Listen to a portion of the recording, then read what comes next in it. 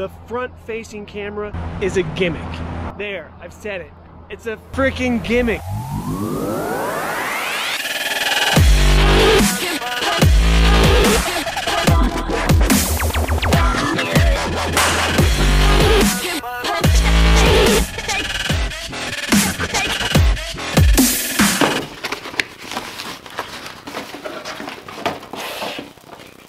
The DJI Osmo Action.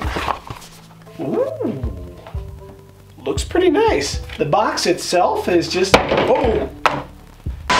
I've got to interrupt this video. As I'm editing it, I'm realizing, this is gonna come off a little bit negative about the Osmo Action. Remember, this is an initial impressions video. That means I just opened it up. This is brand new. I'm just feeling it for the first time. Keep in mind that I use a GoPro 7 all the time up here in the mountains doing snowboarding content, high-end action stuff. Whether I want to or not, my initial reactions are gonna have that in mind. Hold on, let me interrupt myself again. I want you guys to know that there is no fanboy crap going on in this video. These are initial reactions. As things grow on you, some things could change, some things might not. I have tons of DJI products. Some of them I love, some of them suck, and that's absolutely okay. But the fact that a company is making this is gonna make another company step their game up. And you know who really wins? You and me. We, the consumer, win. That's it. That is it. If you're interested in how I feel about this little guy days later, make sure to subscribe, click that little bell icon so you don't miss those upcoming videos. But for now, let's get back to this video. Enjoy. You know, if we're gonna do a comparison video, let's compare the boxes. The Osmo Action box is just a little paper sleeve. It doesn't fold in, it doesn't anything, and you might go, oh well, that's just the box, but it's the attention to these little details that makes me really think a company really cares about their product. The GoPro box, it's a pretty nice box. That's what she said. Nice. Don't eat this stuff. All right, well, it's got a decent feel to it. GoPro 7, DJI Osmo. Let's do an initial impressions and compare the two. I was wondering why it felt so light when I took it out of the case, and it's because there's no battery door. It's completely empty. That's something I'm gonna wanna talk about. Luckily, the battery does come in a little case, and you can fit a micro SD card in that case as well. You see, the battery door isn't actually attached to the bottom of the Osmo Action. You can actually have the battery out of the GoPro and shut the bottom. No dust, no dirt, nothing's gonna get in there. It's that easy. I mean, look at this. That easy. But this, you actually have a battery that's on its own, and you can see that orange line around it. That's the seal. That's what helps make it waterproof.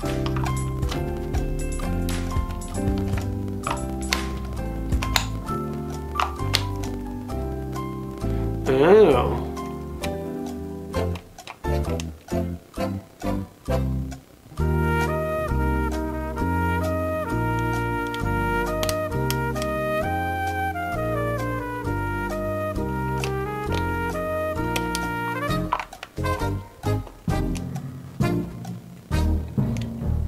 I gotta say, I'm not a big fan of the way the battery fits into this. The camera itself has sort of a texture on it, so it's not smooth, more like the GoPro. Although the GoPro is sort of a rubbery feel, it almost gives it a cheap plastic feel compared to the GoPro. Not what I was expecting. I was about to buy a second one of these, just to have a second small camera to bring with me with all the snowboarding content I do and all the mountain terrain content. These little cameras that have infinite focus are perfect for. So I was quite excited to put this to the test to compare and see if this lives up to the hype, because a lot of people are loving on this little guy. My first impressions, just in feel, it feels cheaper than the GoPro. Like the plastic feels cheaper.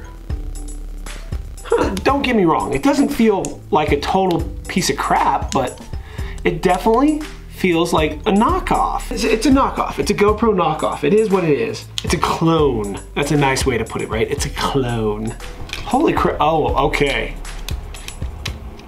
The housing, wow, did they ever copy the GoPro? But holy crap, does it feel fragile. Ooh, I don't like that at all. On the top, it has little rubbery covers, when you push them, there's a little rubber button that goes, and that's what makes them hit the different modes or start recording. With the GoPro, there's no moving part. It's just an opening right there, push, and you start recording. Or on the side. They have that opening on the side, so that's similar. The plastic feels cheaper. How is that even possible? Like this hinge and this just, you know, if I never felt one of these before, I wouldn't think anything of it. I ride in negative degrees sometimes, and if this plastic is as brittle as it feels, we'll be breaking a few of these next winter. Let's see what else is in the box here. We've got another box, and it comes with some accessories. You know, the GoPro box comes like this. You get this box in this hard plastic. It's got a mount there, and then it comes with a bunch of stuff inside it, just like every other box. Yikes, I just destroyed my box. That's what she said. It's a clone right down to the clips. It comes with one curved and one flat. The GoPro comes with one curved and one flat. Now the difference in the clips, the DJI comes with this thing that you push a button and it twists off, and then you lose it. And you switch this from each one. So that's how that works. And the GoPro, you actually just clip this little guy in here and just leave it. You get a few of these. I guess you could do the same thing with this. You could buy a bunch of these and just mount them and leave them. This works with 2 prongs. You push it and slide it out.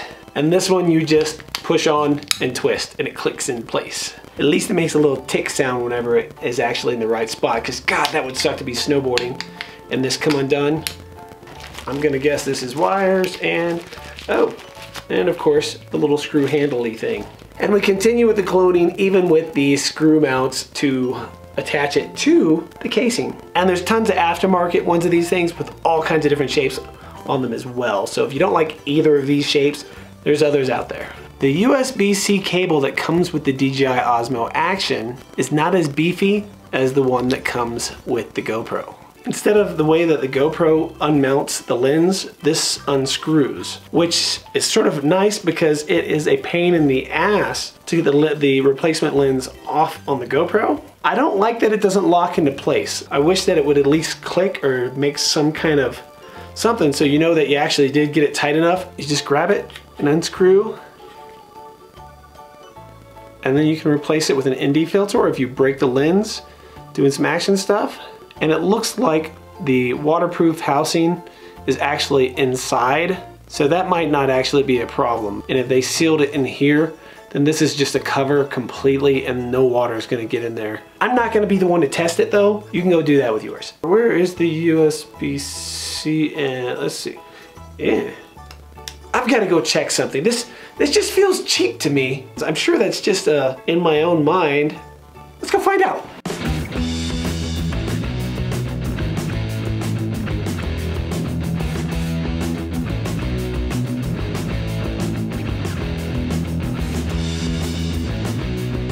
I'm at Sports here with my buddy who manages this particular one. He's been talking to me about this, wanting this, and I thought I'd get his impressions since he deals with GoPros all the time. I haven't told him anything yet that I think about this camera, so let's just hand it to him and see.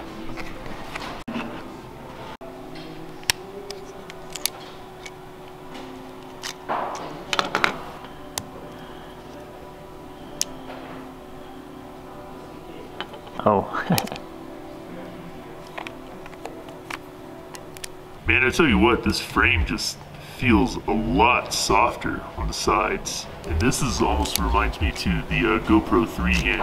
It just doesn't feel like it has the same integrity structurally as like the GoPro Hero 7 does. Similarly, the side panel for these ports is a lot thinner. It doesn't feel bad, but definitely feels a lot thinner. And I'm worried about the longevity of those features, especially when you're in the cold weather for snowboarding and what we would normally use it for. I'm just worried that the plastic pieces that we have here aren't gonna hold up as long as maybe the GoPro would. I'm not the only one that feels that little bit of weird knockoff cheapness to it. No, I mean the weight's the same and it doesn't feel cheap as a whole, but those components don't feel as robust. I appreciate that, right? Yep, gotta go. I gotta say I wasn't really expecting that, but overall it still feels like a decent product. It just feels cheaper than the GoPro. Don't take this the wrong way. If you're interested in one of these, it could still be a viable option for you. I've put an SD card in here and let's turn it on and see how it looks.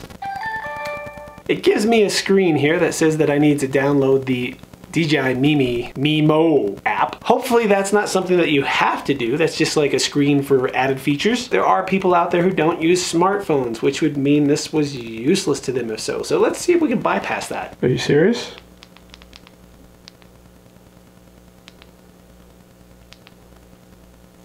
Oh, that's so stupid. Absolutely stupid. Stupid, stupid, stupid, DJI. I can't use it. I can't do anything with it unless I connect it to the app. Give me a minute and we'll continue this after I make this work again. And of course, it needs a firmware update now, right out of the box. That's DJI for you. Looks like if you don't do this firmware update, you don't get the stabilization, the electronic stabilization they call Rocksteady. If you don't do it, you don't get it. 120 frames per second in 1080. Rocksteady is not available. It does have HDR video, which is pretty cool, but Rocksteady turns off for that too. 4.3, Rocksteady is not available. So it looks like anything over 60 frames a second, you can't use image stabilization. The GoPro lets you use image stabilization at all frame rates. For this video, I'm putting it to 1080p at 30 frames a second, and that is what my GoPro will be set at also. This is not my action review. Stay tuned, because I'm going snowboarding with this and this vlog style at the same time that I'm doing action stuff to see how these two really, truly stack up. And is the Osmo Action truly an action cam? Let's get outside and try this baby out. Right now we are shooting on the GoPro and you're hearing the audio in this sort of empty room, and in the same empty, hollowy room, now you're hearing the DJI Osmo Action.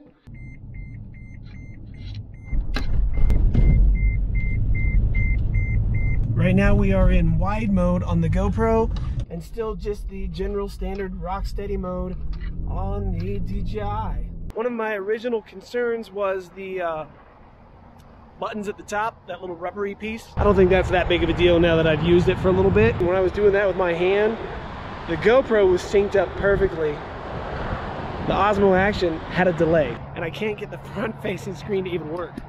Now we are in super view on the GoPro, audio coming from the GoPro, and still in Rocksteady mode on the DJI. Honestly, the front-facing camera is a gimmick. There, I've said it. It's a freaking gimmick. No one doing action sports needs a front-facing camera. Actually, in this kind of camera with an infinite focus, then you're always gonna be lined up perfectly in your shots without a front-facing camera. A little jogging on the rocks, and this is some seriously bumpy terrain that I'm running on.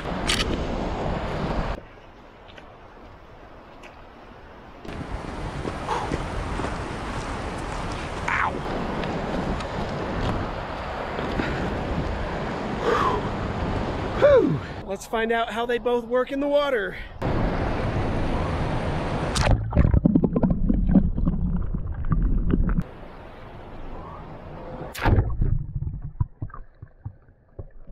My front screen on the DJI Osmo Action has all these weird little white spots on it. I can't get to flip over to that screen. I'm wondering if they sent me a defect.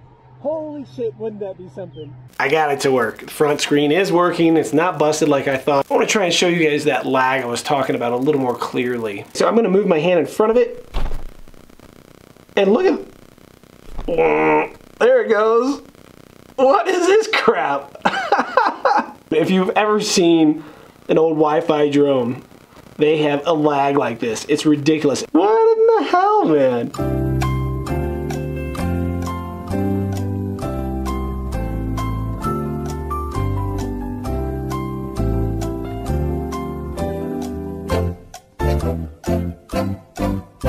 The Osmo Action is a pretty good camera. I know from this entire video you're looking at it and you're going, it looks like shit.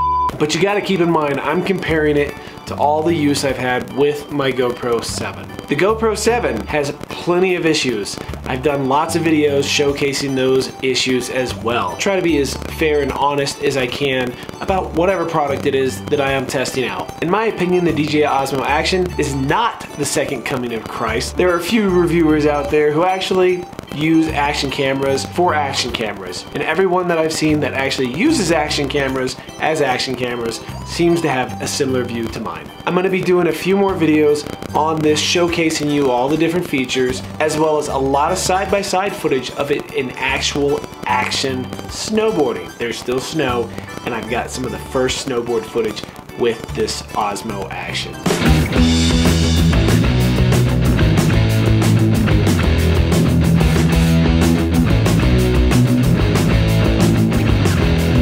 Now, if you don't do action stuff and you're just looking for a vlog style camera that's a point and shoot, easy to use menus with some cool features to it, this is a good product. If you want to take this to Disneyland and you're with the kids and you're worried you're going to drop it in the ground or drop it in a fountain, this is a solid camera for that kind of stuff. However, if you actually do real action stuff, you're going to have a lot more features on the GoPro 7 that you can use for that. I'm going to save that for another video, so make sure that you have subscribed and you click the little bell icon so when that comes out you don't miss it. I personally think DJI sort of missed the mark on this one, and not by the camera, but by advertising. They've not only stolen the fact that they're calling it an action camera in the title, I mean that's the product's name. Everything that about it is pretty much just a straight clone or knockoff of the GoPro. They've also stolen advertising. And I think if you see a little bit of resentment or a little bit of hostility, that's a big part of why you might sense that. It's not that I hate the product, I don't. It's a decent camera. You can pick one up at the links in the description below. What I do hate when a company comes out and straight knocks another company trying to claim they're the best of the best of the best. If you're the best of the best of the best, your product speaks for itself. This happens in lots of industries.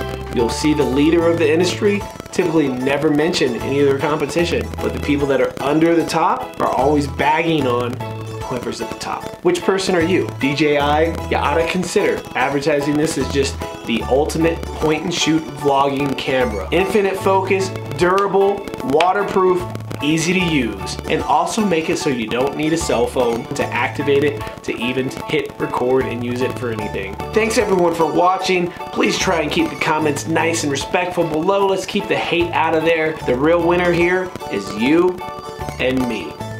Thanks for watching.